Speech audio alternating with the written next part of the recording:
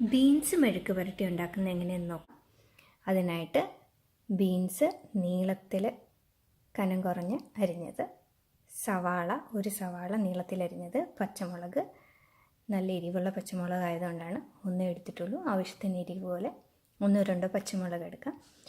പിന്നെ കടുക് വറുക്കാനായിട്ട് കടുക്, ചുമന്ന മുളക്, കറിവേപ്പില. ഇനി ഇതെങ്ങനെയാണ് ഉണ്ടാക്കുന്നതെന്ന് നമുക്ക് നോക്കാം.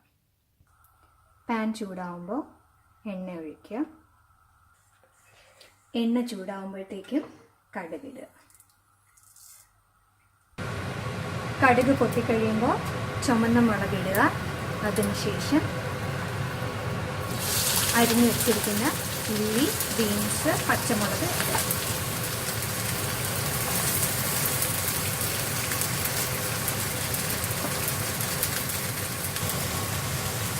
അതിനുശേഷം ആവശ്യത്തിന് ഉപ്പിട്ട്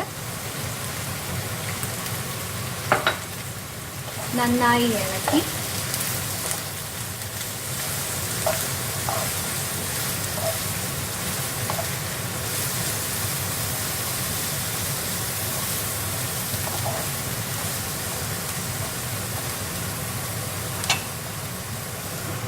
അടച്ചു വെച്ച് ചെറിയ തീയിൽ ഒരു 3-4 മിനിറ്റ് വേവിക്കുക.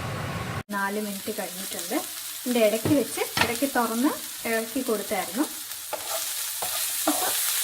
ബീൻസ് ഒരുവിധം സോഫ്റ്റ് ആയിട്ടുണ്ട്, നല്ല പരുവമായി. ഇനി നമുക്ക് കുറച്ച് മഞ്ഞളിടാം.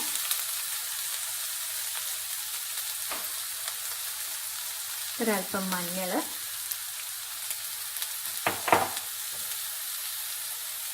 കുറച്ച് മുളക് പൊടി ഇടാം. മുളക് എരി വേണ്ടവർക്ക് കുറച്ച് മുളക് പൊടി ഇടാം. എന്നിട്ട് നന്നായിട്ടൊന്ന് ഇളക്കി കൊടുക്കാം.